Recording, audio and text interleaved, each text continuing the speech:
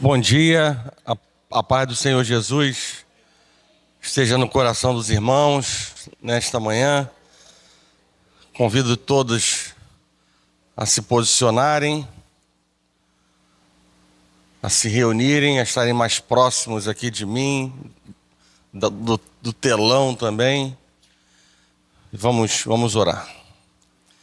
Senhor Deus e nosso Pai, graças te damos por mais uma manhã na tua casa, oportunidade, Pai, de aprender sobre a tua palavra, sobre os teus princípios, os seus valores. E assim te damos, Pai, nessa manhã mais uma vez liberdade para o Senhor trabalhar e falar aos nossos corações. Revela-te, Deus, a nós para que possamos crescer no conhecimento não somente da palavra, como de atitudes que sejam coerentes com o chamado. Perdoa, Deus, os nossos pecados. Não deixa que isso seja separação entre nós e o Senhor nesta manhã. Cuida, Deus, desse ambiente, ó Pai, espiritual, para que tudo seja favorável nesta manhã. Assim oramos. Em nome de Jesus. Amém.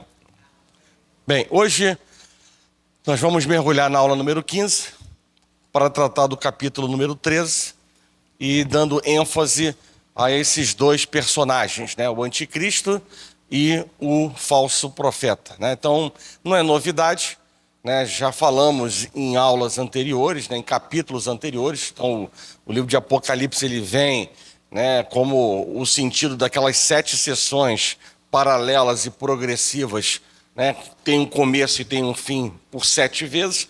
Então, a gente volta a falar, né, sobre o anticristo e o profeta e o falso profeta com uma ênfase um pouquinho maior. Então, vamos lá. Capítulo número 13, né? Vou ler os primeiros 10 versículos, são 18 versículos, né? Então eu fatiei esse capítulo em 2 grandes sessões, tá? Então vamos prestar atenção, porque eu não consegui fatiar em menor dimensão, né? Então é importante guardar as informações, porque existem, derivado desses versículos, né, da análise desses versículos, várias considerações. Então é importante a gente guardar as informações que estamos lendo agora. Então vamos lá. Vi emergir do mar uma besta. Então isso já não é novidade para nós, né? Uma besta do mar e uma besta da terra, né? Então é essa aqui, estamos falando sobre o anticristo. Vi emergir do mar uma besta que tinha 10 chifres e 7 cabeças, e sobre os chifres 10 diademas.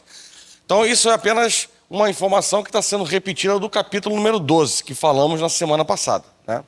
E sobre as cabeças, nomes de blasfêmia, né? Então, ou seja, não são boas coisas. A besta que vi era semelhante a leopardo. Presta atenção, ela tem uma junção, né? Leopardo, com pés como de urso e boca como de leão, né?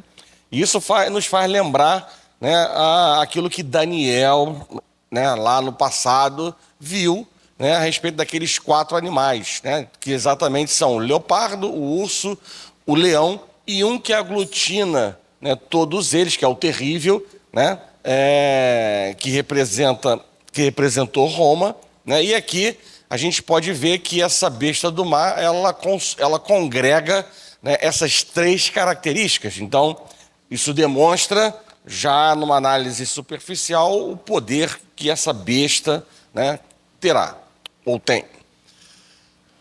Então, vi uma de suas cabeças como golpeada de morte, né? Mas essa ferida mortal, ela foi curada. E toda a terra se maravilhou, se encantou, seguindo a besta. E adoraram o dragão, porque deu a sua autoridade à besta, dragão Satanás. Também adoraram a besta, dizendo: quem é semelhante à besta? Quem pode pelejar contra ela? Foi-lhe dada uma boca que proferia arrogâncias e blasfêmias, e autoridade para agir 42 meses, né? Então, ou seja, um tempo limitado de ação do anticristo.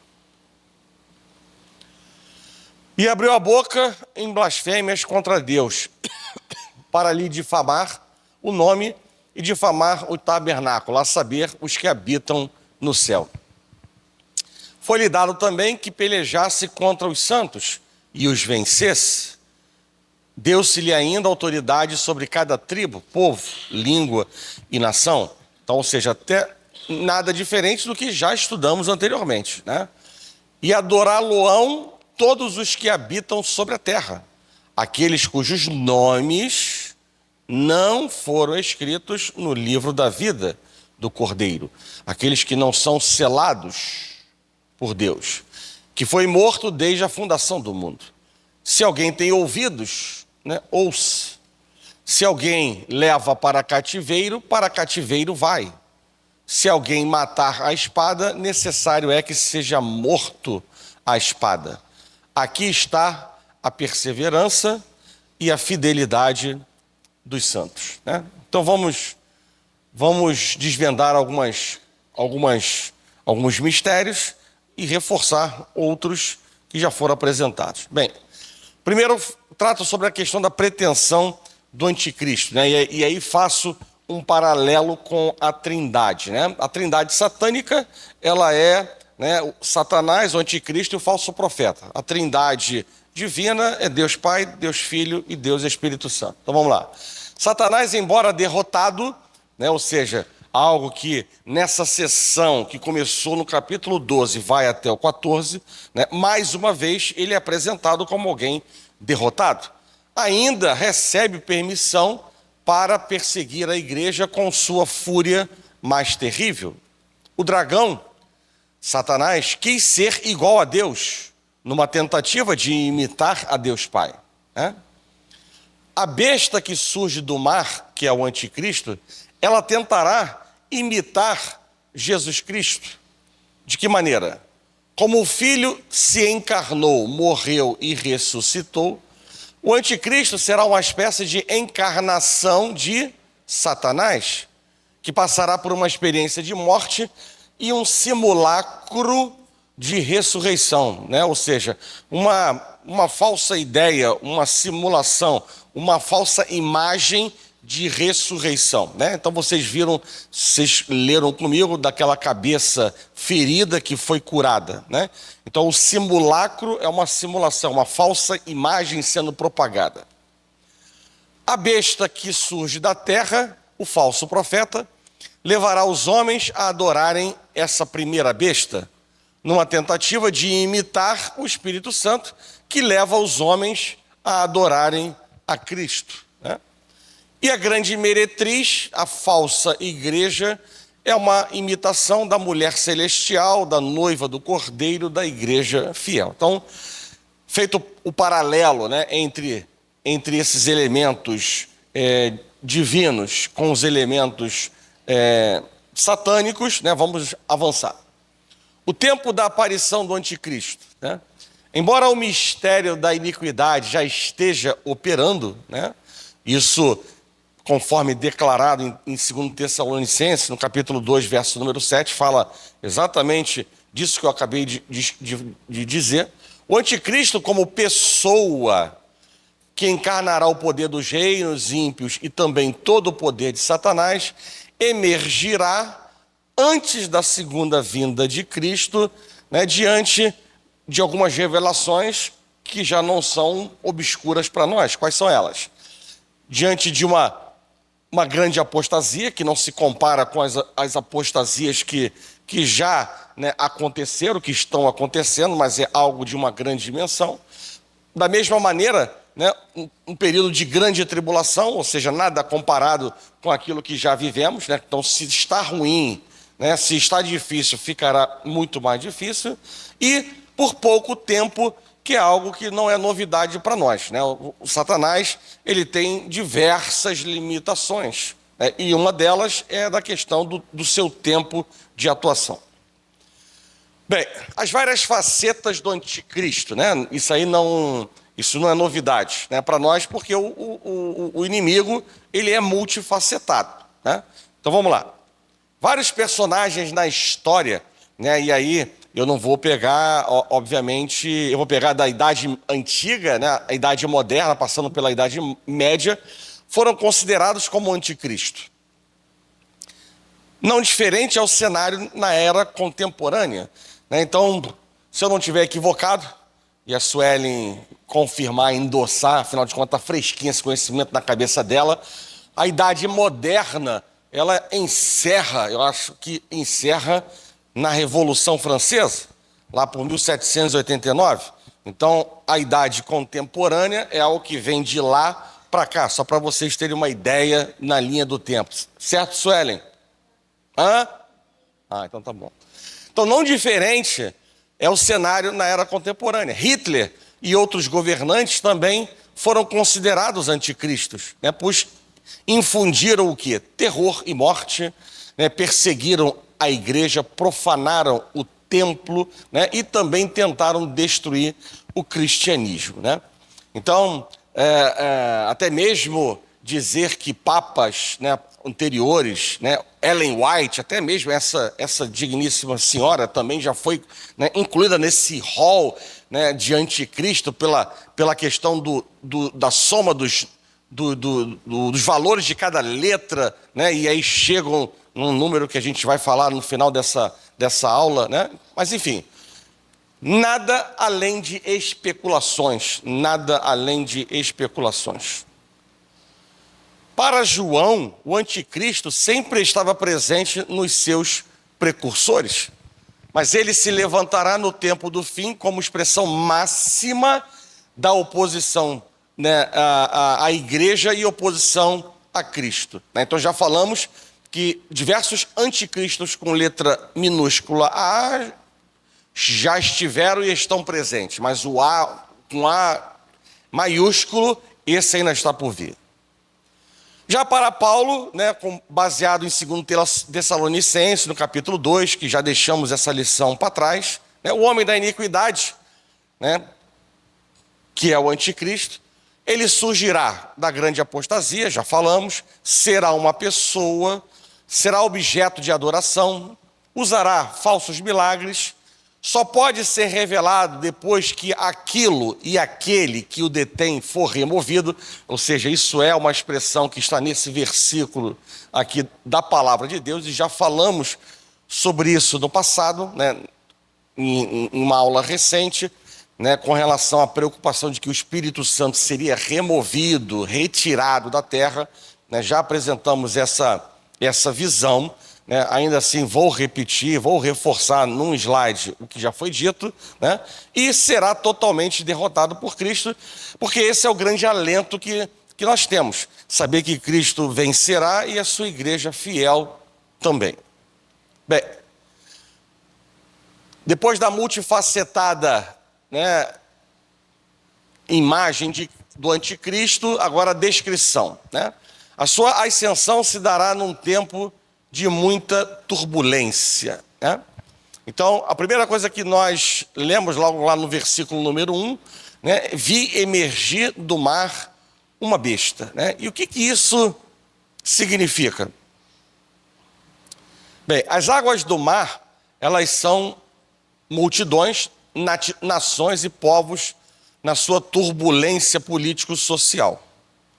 De acordo com essa passagem aqui, em Isaías, capítulo 57, verso 20, né? As águas são símbolo também das nações não regeneradas em sua agitação. Como é que como é que a gente chega a essa análise? Exatamente por conta desse versículo aqui, que trata, né, faz um paralelo, uma associação dos perversos, ou seja, os não regenerados, com o mar agitado, com a agitação da vida, né? Então, com base nesse versículo, né, nós podemos chegar a esta informação. Então, antes do levantamento do anticristo, o mundo estará em desespero, num beco sem saída, e ele emerge desse caos, né? O pequeno chifre de Daniel, então já falamos, né, desses 4 animais lá no passado, né, Daniel no capítulo 9, salvo engano, né, e um desses animais tinha um pequeno chifre. Então esse pequeno chifre, o homem da desolação, citado por Jesus, o homem da iniquidade, citado por Paulo, o anticristo, citado por João, e a besta que emerge do mar são, na verdade, a mesma pessoa, né? Então, só para também deixar isso bem pontuado, né? Esse personagem se encarnou na figura de imperadores e reis, mas se apresentará no fim como o anticristo escatológico. Ele, com seu poder, vai seduzir as pessoas e vai conquistar as nações, né? Então ele tem, já falamos na aula anterior, do poder do inimigo, né? O poder de sedução, um deles, né? O engano, a sedução, a capacidade destruidora, né? Isso tudo está presente no inimigo. Dando continuidade ainda, ele se levantará num contexto de grandes convulsões naturais. Então, terremotos, epidemia, fome, ou seja, algo que já poderia estar acontecendo. Ele aparecerá num tempo de grande convulsão social. Será um tempo de guerras e rumores de guerras, onde reinos se levantarão contra reinos. O mundo será um campo de guerra, né? Então, isso é algo que a gente já viu, né? E algo que sinaliza, né, nos dias que estamos vivendo, né, algo que pode caminhar, né, para lembrarmos as histórias, né, do passado. Ele surgirá num tempo de profunda inquietação religiosa, né? Ele brotará do ventre da grande apostasia. E é como eu disse, essa grande apostasia, ela ainda não chegou, né? Os homens obedecerão a ensinos de demônios. Os falsos mestres e os falsos cristos estarão sendo recebidos com entusiasmo. Nesse tempo haverá duas igrejas, a igreja apóstata e a igreja fiel, né? Então estamos falando de um período de grande apostasia, onde ficará ainda mais clara essa separação da igreja apóstata e da igreja fiel.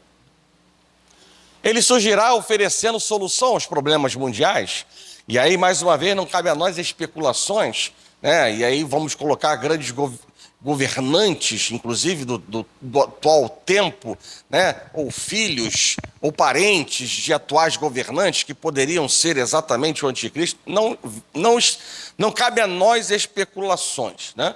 Então o mundo estará seduzido pelo seu poder. Os homens estarão dizendo paz quando lhes sobrevirá repentina destruição, né? O historiador Arnold Toynbee diz: o mundo está pronto para endeusar qualquer novo César que consiga dar à sociedade caótica unidade e paz, né?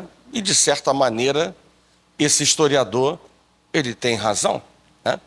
E obviamente na cabeça de muitos no mundo não passa isto pela pessoa de Deus, né? Mas que isso é uma verdade, é. Ele surgirá num tempo de profunda desatenção à voz do juízo de Deus, né? Ou seja, esse tempo será como nos dias de Noé, onde ignoraram aquilo que estava, né, por acontecer, né? E num período de grande apostasia, né? Se hoje muitos já têm um coração endurecido, né? Isso se tornará ainda mais aguçado e, consequentemente, o coração de pedra, a resistência será ainda maior, né? Então a resistência ou a desatenção à voz de Deus será muito maior. Ele incorpora todo o poder, força e crueldade dos grandes impérios do passado, né? Então, exatamente, primeira coisa que falamos na aula passada, 7 cabeças e 7 diademas simbolizam o esplendor, poder e glória de Satanás como Deus desse século, né? Então, esse é um livro extremamente simbólico, né? E por trás desses elementos nós extraímos essa informação. Além dessas 7 cabeças e dos 7 diademas, existem 10 chifres que simbolizam a sua abrangência universal, total sobre a terra e sua autoridade total sobre o reino das trevas, né? Vamos nos lembrar da aparência dos animais vistos por Daniel. né, eu me equivoquei. Daniel capítulo 7. Né? O leão com asas de águia nas costas, que simbolizou a Babilônia. O urso com 3 costelas na boca, né, que simbolizou o reino medo-persa. O leopardo com 4 asas de ave nas costas e 4 cabeças, que representou a Grécia. Né? Essas 4 cabeças aqui foram a divisão do império depois da morte, né, do imperador. 4 generais tomaram a frente e essas 4 cabeças representam essas 4 divisões que tiveram do Império Grego. Né? E o 4º animal, com aparência, né, espantosa e terrível. Então, essa era a definição. Né? Não era um cachorro, não era um poodle, não era um leão, era um animal terrível, né, e espantoso, com grandes dentes de ferro, extremamente forte, devorando tudo ao seu redor e portando em sua cabeça 10 chifres, e que simboliza, né, simbolizou Roma. Né? Então, apenas isso uma lembrança. Obviamente que isso tem um objetivo. O leopardo, o urso e o leão, eles infundiram todas as suas características nas qualidades do Império Romano. Né? A rapidez de conquista dos macedônios, a força e a tenacidade de propósito dos persas, né? E a voracidade babilônica. Né?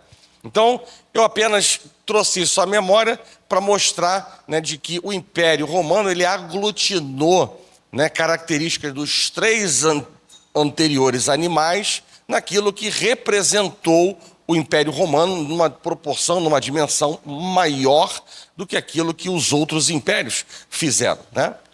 Então, isso é coisa do passado. Então vamos lá. Após a sua queda, o Império Romano se transformou em reinos separados, cessando a forma imperial de governo. Mesmo assim, ele continuou a existir. Né? Então, isso faz parte do passado.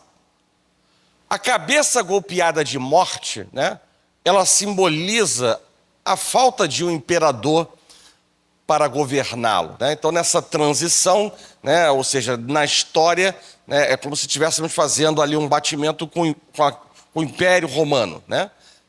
A profecia do capítulo 13, que estamos lendo, no verso número 3, né, quando fala foi curada o que? A cabeça golpeada de morte, ela simboliza a restauração da forma imperial de governo. Né? E isso tudo, né, que eu comentei anteriormente, é exatamente para mostrar, né, a dimensão do império das trevas, né, ressurgindo e se apresentando numa dimensão devastadora, né, como o paralelo com o Império Romano.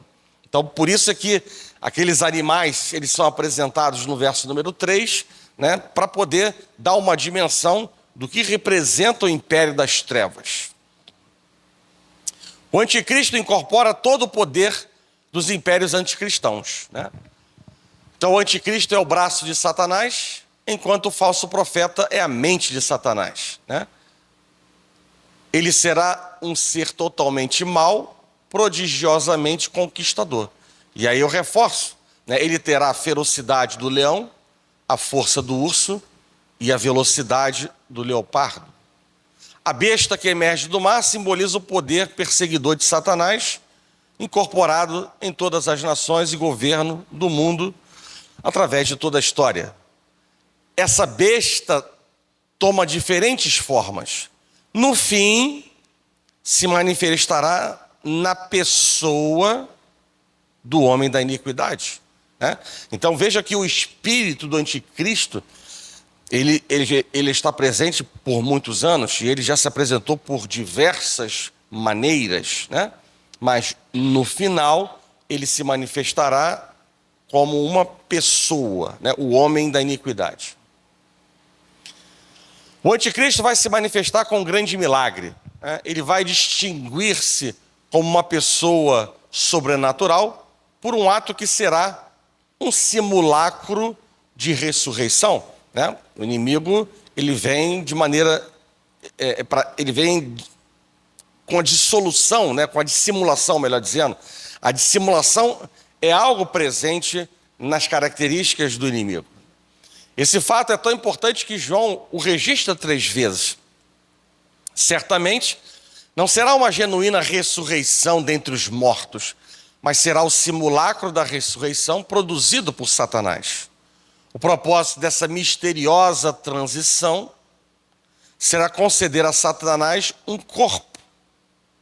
E Satanás governará em pessoa por meio do anticristo. Então o anticristo será uma espécie de encarnação de Satanás, né? Então fizemos já o paralelismo, né, da trindade satânica com a trindade divina, né, a atuação de cada um, né, e falei da questão do anticristo como a encarnação de Satanás, assim como Cristo foi a encarnação de Deus. O anticristo vai realizar grandes milagres, né?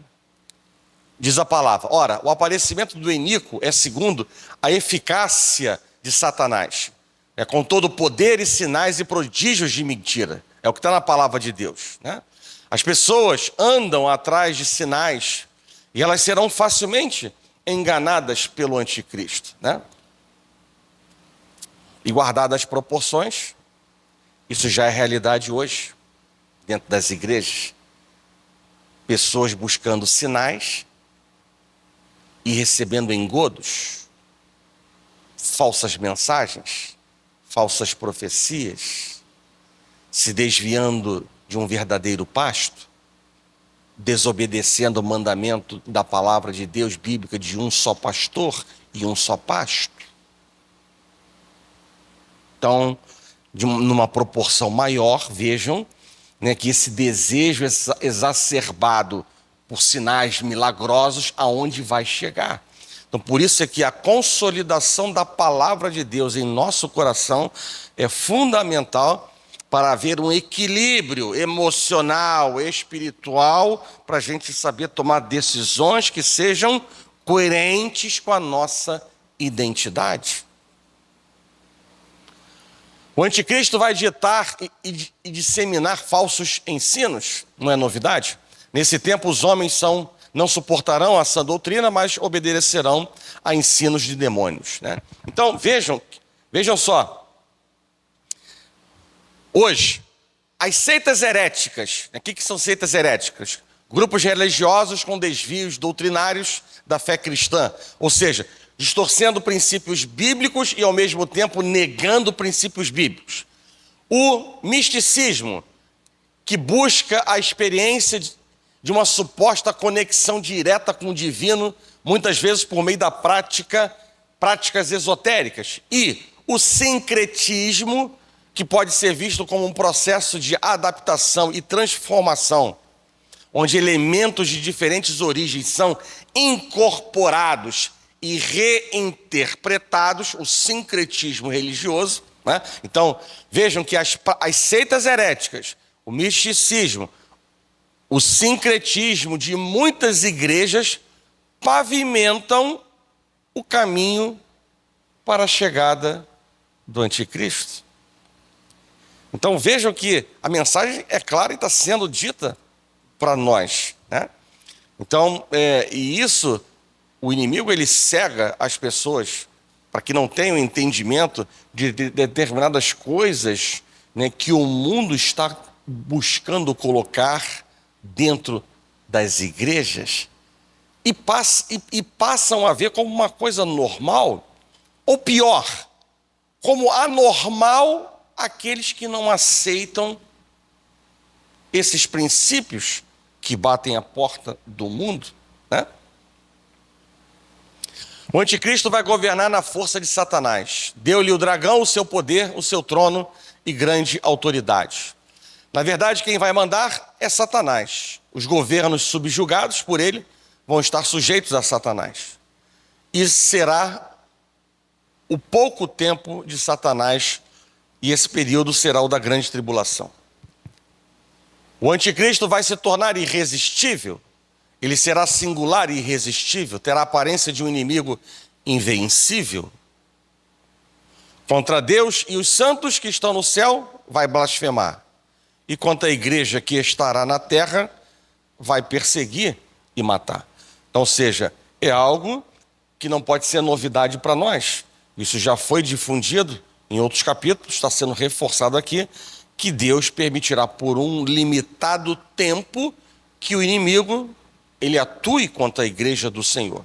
Então, é importante estarmos preparados para que a gente possa sobrepujar, suportar e sobrepujar as adversidades, né? Ele será objeto de adoração em toda a terra. Adorar ao anticristo é o mesmo que adorar a Satanás, né? Adoração é um tema central do livro de Apocalipse. A noiva está adorando o Cordeiro e a igreja apóstata estará adorando, né, o dragão e o anticristo, Satanás e o anticristo. O mundo está ensaiando essa adoração aberta ao anticristo e a Satanás. Então vejam, o mundo já está ensaiando essa adoração. Então vejam que nada acontece simplesmente, né, da noite para o dia. Está sendo plantado, muitas coisas erradas estão sendo plantadas e caminhando para esse desfecho. O satanismo e o ocultismo estão em alta, as seitas esotéricas crescem, a nova era proclama a chegada de um novo tempo em que o homem vai se curvar, né, diante desse elemento aqui, o grande líder mundial, né? Ainda, a adoração de ídolos é uma espécie de adoração a demônios, né?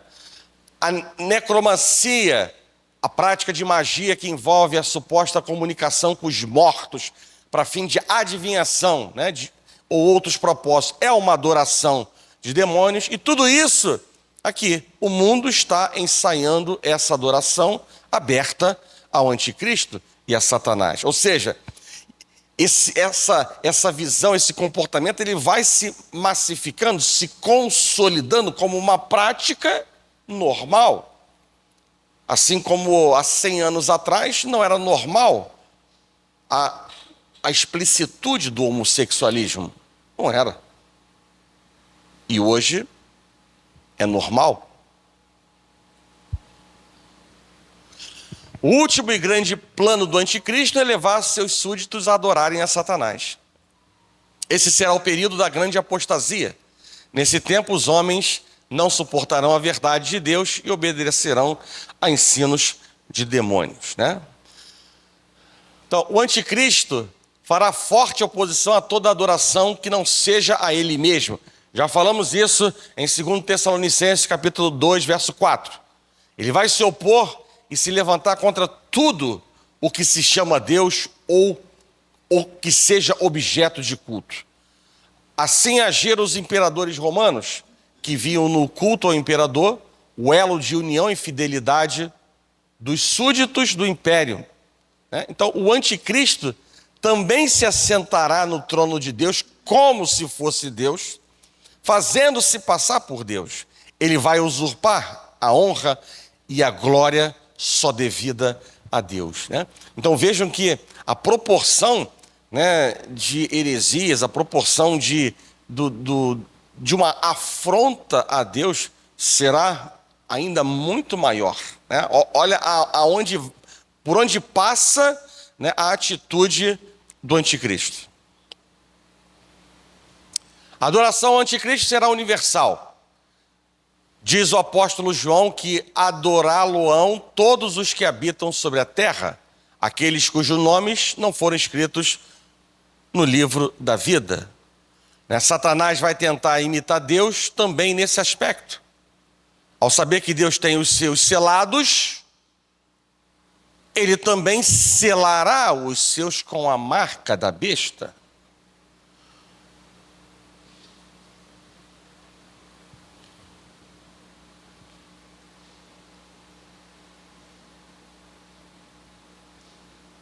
O anticristo perseguirá de forma cruel aqueles que se recusarem a adorá-lo. Esse será um tempo de grande angústia. A igreja de Cristo, nesse tempo, será uma igreja Marte. Mas os crentes fiéis vão vencer o diabo e o anticristo, preferindo morrer a apostatar, né?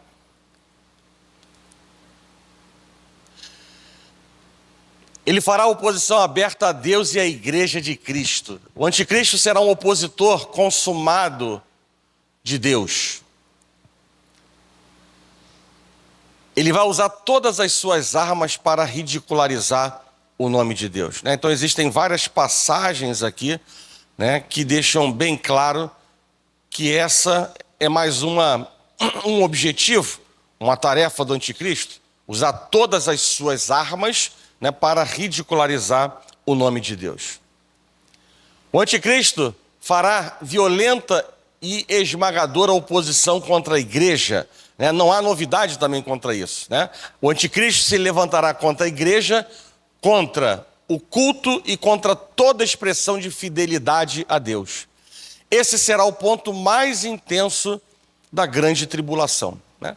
Então, cabe a nós estarmos preparados, porque o dia que isso tudo acontecerá, ninguém sabe, né? Então isso é uma grande lição para nós, né? Não deixarmos para o dia de amanhã aquilo que somos chamados a fazer no dia que se chama hoje, né? Então essa é uma importante mensagem e lição que fica para nós. Por quê? Porque o dia pode estar muito próximo, e a outra é que Deus pode nos recolher também, né? Então, muito importante é não ficarmos postergando ações, atitudes que somos chamados a viver no tempo que se chama hoje, né? Vamos lá. Agora a segunda fatia, versos 11 a 18. Falamos sobre a besta que emerge do mar, agora vamos falar sobre a besta que emerge da terra.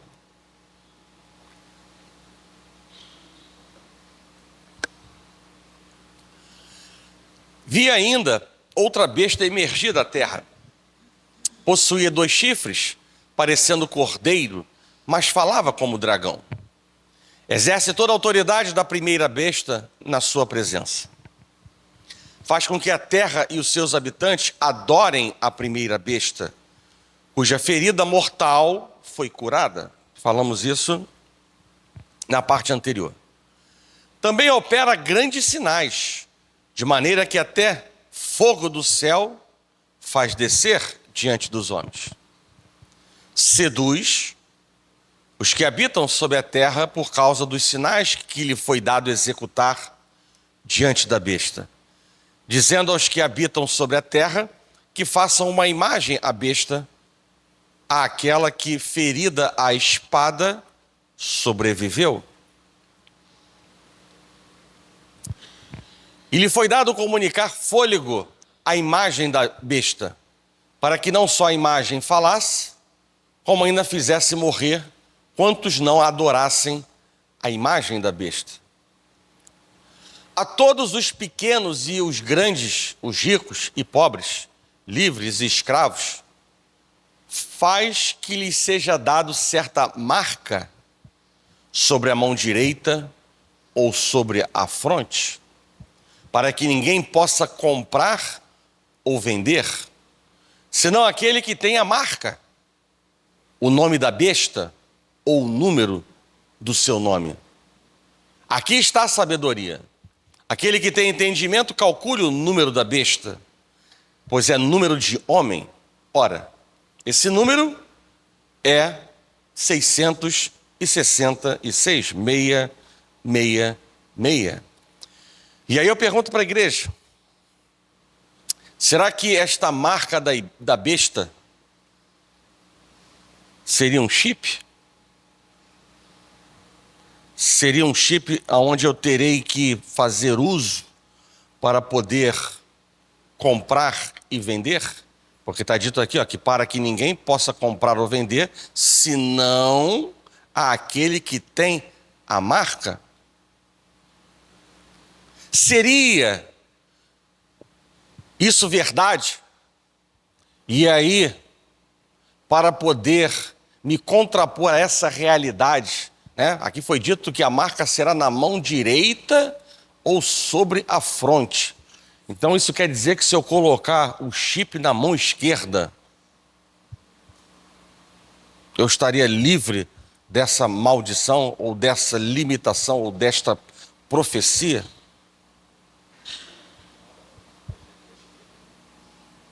Então vamos avançar. O anticristo será apoiado pela segunda besta, o falso profeta. A segunda besta seduzirá o mundo inteiro a adorar a primeira besta, né? Se a primeira besta é o braço de Satanás, a segunda é a mente, né? Ele é o falso profeta, já falamos. A primeira besta age no campo político, a segunda no religioso. O falso profeta vai preparar o terreno para o anticristo e vai preparar o mundo para adorá-lo. A primeira besta será conhecida pelo seu poder conquistador, pela sua força. Já a segunda besta será conhecida pelo seu poder sobrenatural, né, relacionado com o campo religioso, de fazer grandes milagres, né? A segunda besta usará também a arma do controle para garantir a adoração da primeira besta. Esse será um tempo de cerco, de perseguição, de controle, de vigilância, de monitoramento das pessoas no aspecto político, religioso, econômico. Todo regime totalitário busca controlar as pessoas, de tirar delas a liberdade. E a recusa na adoração à primeira besta implica em morte. A segunda besta usará um selo distintivo para os adoradores da primeira besta. Assim como a noiva do cordeiro recebe um selo, os adoradores da besta também recebem uma marca. Então só haverá duas igrejas, como eu já disse, né? A igreja de Cristo e a igreja que adora o anticristo.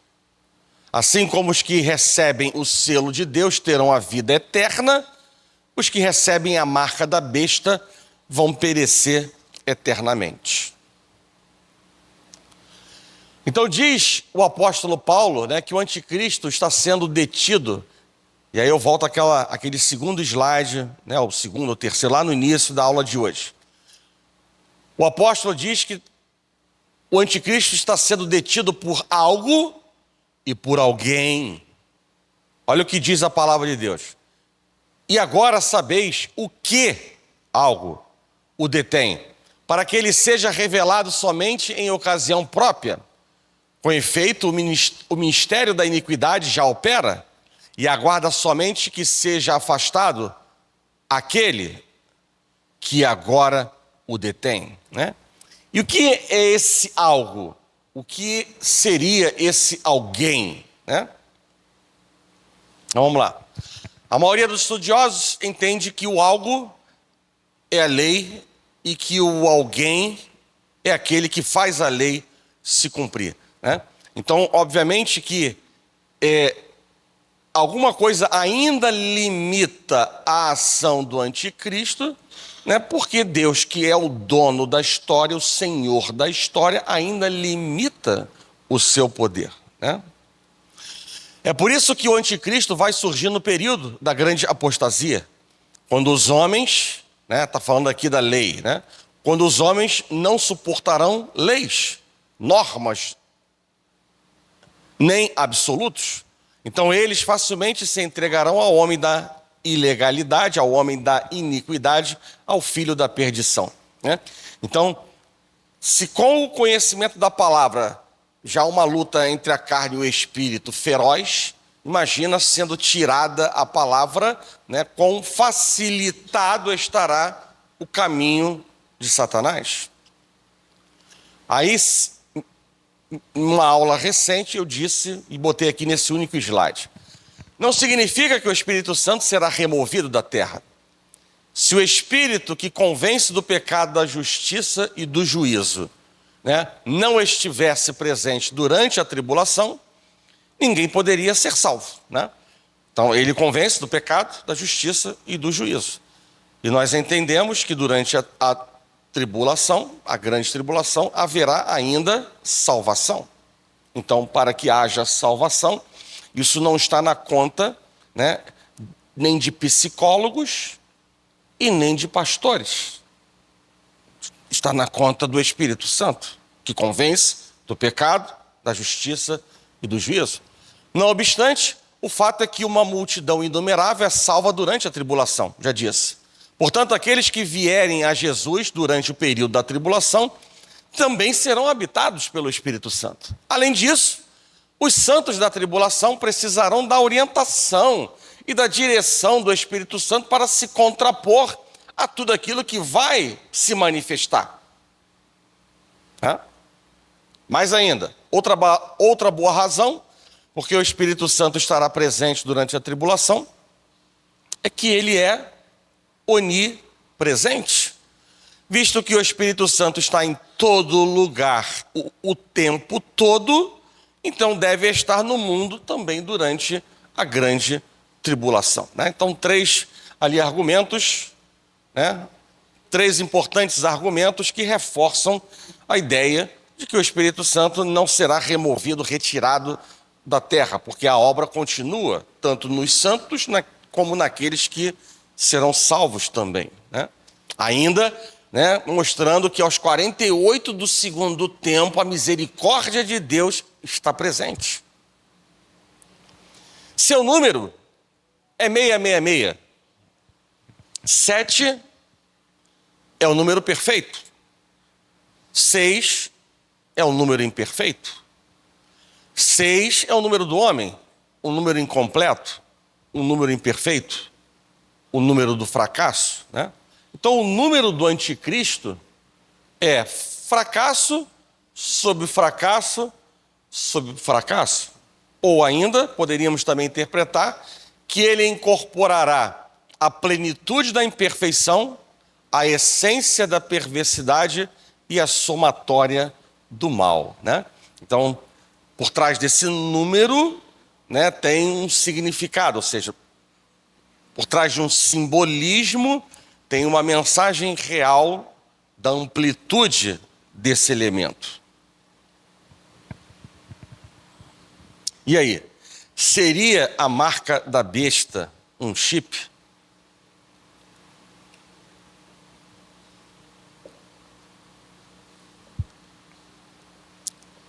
Vamos lá. A marca, ela é simbólica como outras diversas passagens de Apocalipse. O selo de Deus, ele é simbólico. O selo representa o Espírito Santo. Então a marca, tem um simbolismo. A fronte, cabeça, onde a besta quer colocar a sua marca, indica os nossos pensamentos, intenções, convicções. E a mão direita é símbolo das nossas ações, da nossa forma de agir, de onde colocamos as nossas forças. Vocês devem se lembrar que toda bênção, inclusive com a continuidade da transferência de primogenitura, o patriarca abençoava com a mão direita. Então a mão direita, ela significa bênção, uma ação positiva. Aqueles que vão para o inferno ficarão à esquerda. Então o simbolismo da esquerda, na palavra de Deus, é de algo que não é bom. O da direita é de ação virtuosa. Então, assim, é muito mais provável que essa marca da besta, semelhantemente à marca de Deus, que é o Espírito Santo, seja colocar na mente e nas ações das pessoas tudo aquilo que desagrada a Deus. Então vejam também o simbolismo do capacete da salvação. Para que Paulo fala de um capacete? Será que naquela época ele já estava pensando nas motos, na motocicleta? Então, pensando já no futuro, vamos falar do capacete para proteger o meu povo, para não tombar com as motos? Não. O simbolismo do capacete da salvação é exatamente proteger a mente daquilo que Jesus fez para nos salvar. Então, o capacete da salvação tem exatamente a mensagem, o simbolismo do capacete da salvação é proteger a nossa mente, coração, nossa mente, daquilo que Jesus fez, para que as nossas decisões diárias sejam coerentes com o sacrifício dele. E não apenas quando a mesa está posta aqui no dia da Santa Ceia, nós nos lembrarmos que ele sofreu, pagou um alto preço, e aí vamos chorar e viver 30 outros dias de maneira negligente. Então o capacete da salvação tem um simbolismo, proteger a mente. E a marca da besta, fazendo esse paralelismo, também tem por objetivo alcançar a nossa mente agora de uma maneira destrutiva, né?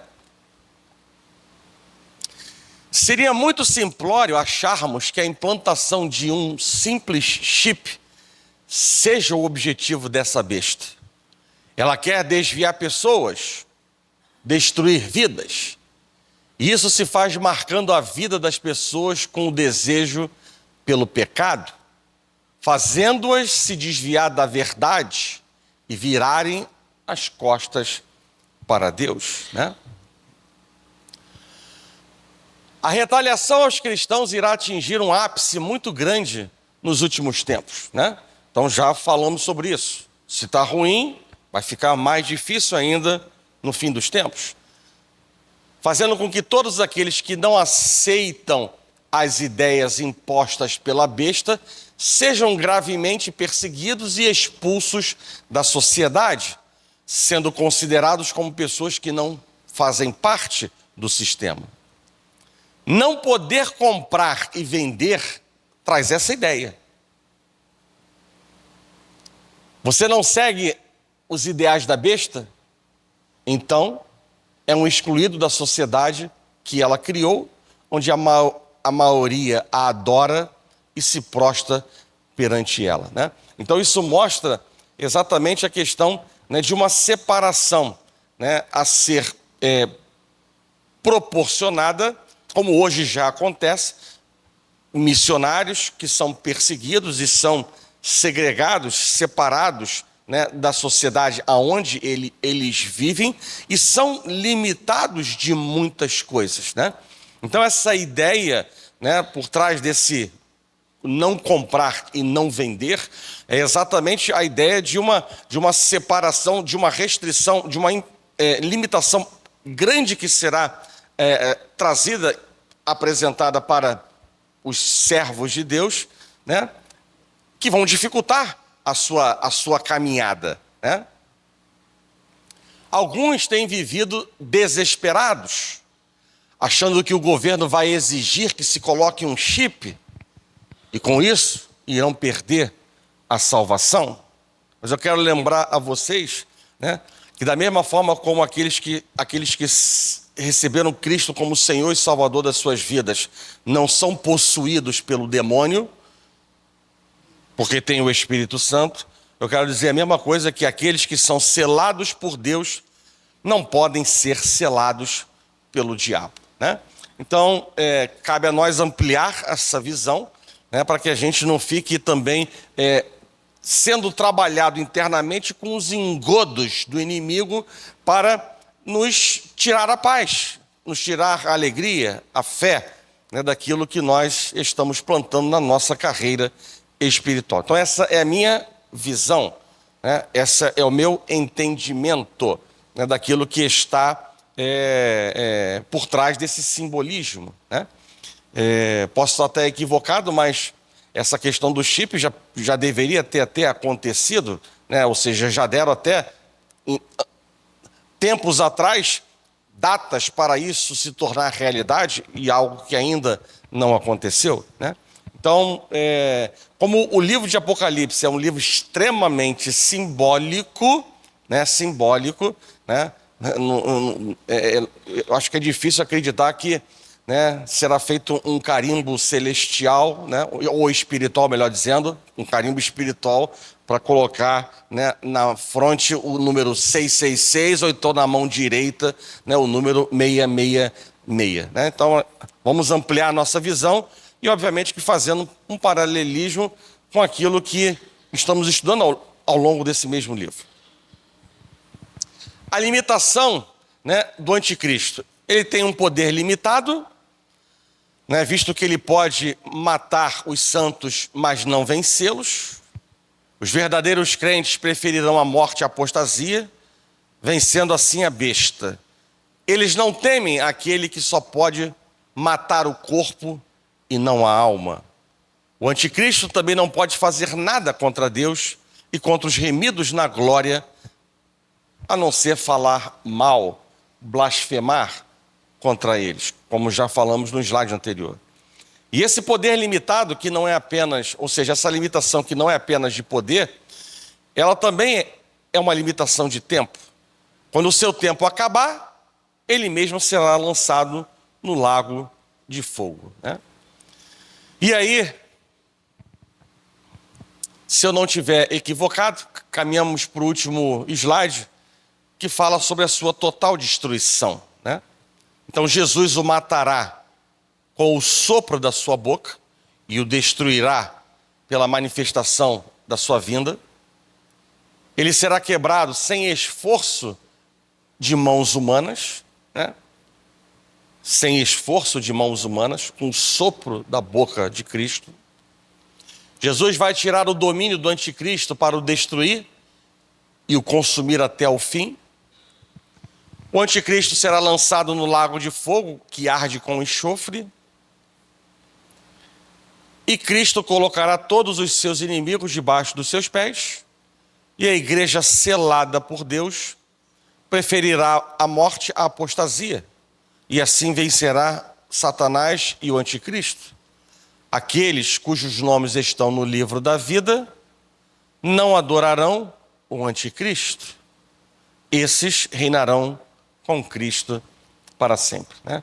Então essa é a mensagem final desse capítulo 13, né? Algumas coisas bem práticas, né? Eu diria que essa questão do chip já deve ter passado pela mente ou os ouvidos de praticamente todos aqui dentro da igreja, né? E é importante a gente ampliar um pouquinho, né, o nosso horizonte espiritual, porque isso conforta os nossos corações também, né?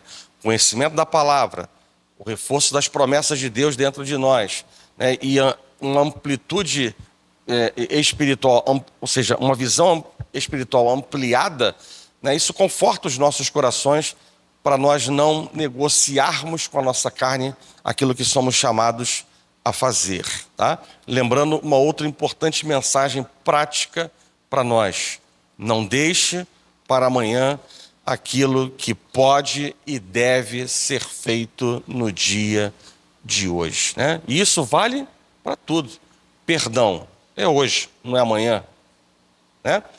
Eu tenho que me corrigir, é hoje, não é amanhã. Tenho que me converter nessa área, é hoje, não é amanhã, né? Porque o inimigo, que é avassalador, destruidor, sedutor, enganador, ele vai estar, como sempre, pronto para desfazer, desconstruir aquilo que Deus quer construir em nossas vidas. Então, por isso, a importância de, ao sermos sacudidos pela palavra de Deus, não deixarmos para amanhã o que deve ser feito no dia de hoje, porque estamos diante de um Deus que sonda e nos conhece por inteiro, aonde não existem coincidências diante de um Deus que tem o controle da nossa história de vida. Amém? E assim crescemos. E assim somos abençoados e recebemos, já que estamos falando de marca e selo, né? Recebemos o selo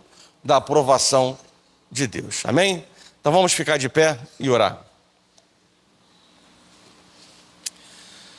Senhor Deus e Pai, graças te damos por mais uma oportunidade, Pai, de ministrar a sua palavra, de sermos banhados por esse conhecimento que traz conforto, Deus, ao nosso coração e à nossa mente, reforçando aquilo que já foi apresentado em capítulos anteriores, de que a sua igreja, assim como Cristo, vencerão e reinarão para todo sempre na glória com o Senhor.